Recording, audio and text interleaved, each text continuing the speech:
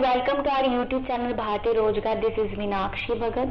और आज का क्लास स्टार्ट करने से पहले गाइस प्लीज रिलैक्स हो जाएं और स्ट्रेस फ्री हो जाएं। और आज की क्लास में हम देखने वाले हैं कि हमें कॉन्स्टिट्यूशन का जरूरत क्यों पड़ा और टाइप्स ऑफ कॉन्स्टिट्यूशन। ओके, जैसे कि आप इस स्लाइड पे देख सकते हो कि वी गॉट इंडिपेंडेंस ऑन 1947 और 1947 से पहले हम एक we were slave.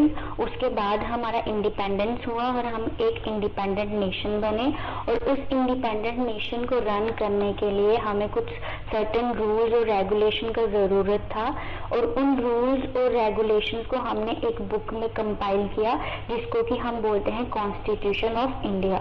Okay guys, मैंने आपको ये बताया कि 1947 से पहले हम ब्रिटिशर्स के अंदर थे, ब्रिटिशर्स हम पे रूल करते थे।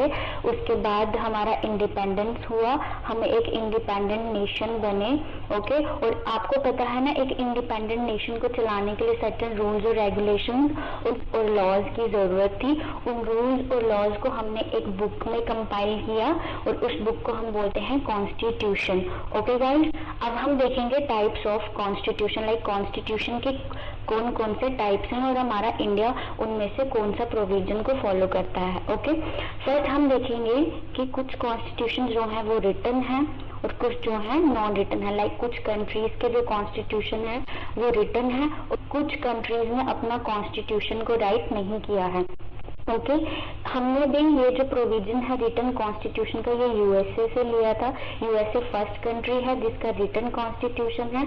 आपको पता है ना, हम इंडियंस हमेशा दूसरों से अच्छी चीजों को अडॉप्ट करते हैं। दैट्स वाई हमने यूएसए से रिटन कॉन्स्टिट्यूशन का प्रोविजन लिया। एट द सेम टाइम जो यूके है उनका नॉन रिटन कॉन्स्टिट्यूशन है। वो अपनी मर्जी से अपने कॉन्स्टिट्यूशन में कभी भी कुछ भी ऐड कर देते हैं और कभी भी कुछ भी रिमूव कर देते हैं। ओके गाइस, यहाँ तक आपको समझ में आया। मैं फिर से रिवाइज कराऊंगी कि 1947 से पहले हम लोग एक स्लेव कंट्री थे, उसके बाद हम एक इंडिपेंडेंट नेशन बने। उसको एक इंडिपेंडेंट कंट्री को चलाने के लिए सर्टेन रूल्स और लॉज की जरूरत थी।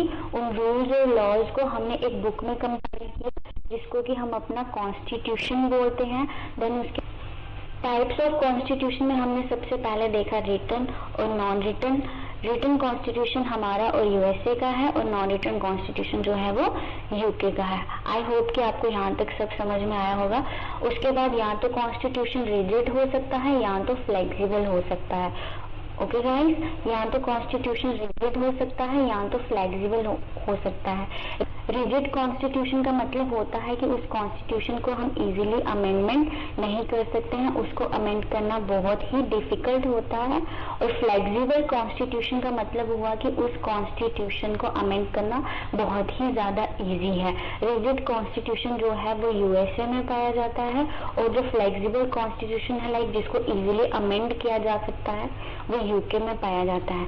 और हमारा इंडिया का जो कॉन्स्टिट्यूशन है वो ना ही रिजिड है और ना ही फ्लेक्सिबल है। हम उसको ना ही इजीली अमेंड कर सकते हैं। समझ में आया? इसमें कुछ प्रोविजंस ऐसे हैं जिनको हम बहुत इजीली अमेंड कर सकते हैं और कुछ ऐसे प्रोविजंस हैं जिनको अमेंड करना थोड़ा सा डिफिकल्ट है। ओके गाइस, आई होप आपको ये समझ में आया होगा। उसके बाद हम देखेंगे या तो कॉन्स्टिट्यूशन यूनिटरी हो सकता है या तो कॉन्स्टिट्यूशन फेडरल हो सकता है। ओके गाइस, कॉन्स्टिट्यूशन इधर यूनिटरी हो सकता है या फिर फेडरल हो सकता है। यूनिटरी का मतलब होता है सेंटर और स्टेट के बीच में पावर्स का डिवीजन होना। मैंने आपको कल की क्लास में भी बताया था कि इंडिया में सेंटर और स्टेट्स के बीच में पावर्स जो है वो डिवाइड होती हैं। लेकिन इंडिया जो है वो ना ही कम्प्लीटली यूनिटरी है ना ही कम्प्लीटली फेडरल है। कुछ सर्टेन केसेस हैं जिनमें इंडिया जो है वो एज ए यूनिटरी अपना रोल प्ले करता है और कुछ जगह पे वो एज अ फेडरल अपना रोल प्ले करता है। और ये मैंने कुछ एग्जांपल्स लिखी हैं उन कंट्रीज की जो कम्प्लीटली यूनिटरी हैं, यूके, बांग्लादेश, चाइना। यहाँ पे स्टेट और सेंटर के बीच में डिवीजन ऑफ पावर नहीं है। और at the same time US और ब्राजील ऐसी कंट्रीज हैं जहाँ पे डिवीजन ऑफ पावर कम्प्लीटली है। और इंडिया जो है वो ना ही यूनिटरी है ना ही फेडरल है, वो है क्वासी फेडरल। इंडिया क्या है guys? Quasi federal. Okay guys, अब आप ओवरव्यू लीजिए। आज की क्लास में हमने ये देखा कि वो मैं आपको ऊपर ही बता चुकी हूँ। अब मैं आपको बताऊंगी टाइप्स ऑफ कॉन्स्टिट्यूशन। कॉन्स्टिट्यूशन या तो रिटन हो सकता है या तो नॉन रिटन हो सकता है। रिटन कॉन्स्टिट्यूशन वो होता है जिसमें हर एक चीज बुक के फॉर्म में हमने कंपाइल करके लिख के रखा होता है, ठीक है। और नॉन रिटन वो होता है जिसमें कुछ लिखा नहीं होता, बट अपनी मर्जी से कभी भी कुछ भी ऐड कर सकते हैं और कभी भी कुछ भी रिमूव कर सकते हैं, ओके। उसके बाद हमने देखा रिजिड एंड फ्लेक्सिबल। रिजिड जो होता है उसको अमेंड करना थोड़ा मुश्किल होता है, और फ्लेक्सिबल वो होता है जिसको अमेंड करना बहुत ही इजी होता है। इंडिया के केस में ना ही रिजिड है और ना ही फ्लेक्सिबल है। कुछ ऐसे प्रोविजंस हैं जिनको हम बहुत ही आराम से अमेंड कर सकते हैं, और कुछ ऐसे प्रोविजंस हैं जिनको अमेंड करना बहुत ही ज्यादा मुश्किल है, ओके। उसके बाद हमने देखा, और सबसे आखिर में हमने देखा यूनिटरी और फेडरल का। यूनिटरी का मतलब होता है कि सेंटर स्ट्रॉन्ग होता है, इसमें कोई भी उन कंट्रीज का यूनिटरी कॉन्स्टिट्यूशन होता है उनमें सेंटर और स्टेट में डिवीजन ऑफ पावर नहीं होता है।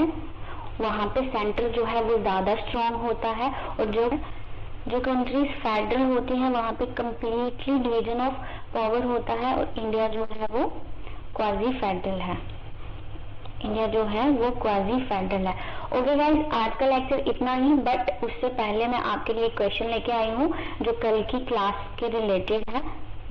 आप वीडियो को पॉज करके इस क्वेश्चन का आंसर दीजिए। क्वेश्चन पूछ रहा है constitutionalism means a division of power, b limiting the power of government, c both a and b, d none of the above. तो गाइज इसका आंसर है limiting the power of government. ये मैंने आपको कल की क्लास में समझाया था। अगर किसी ने कल की क्लास नहीं देखी है तो प्लीज वो कल की क्लास देख लीजिए और देन इस क्वेश्चन का आंसर कीजिए। Anyways guys, thank you so much for watching our video. इसी तरह से हमारे साथ बने रहिए। Please like, comment and share. Don't forget to subscribe our channel.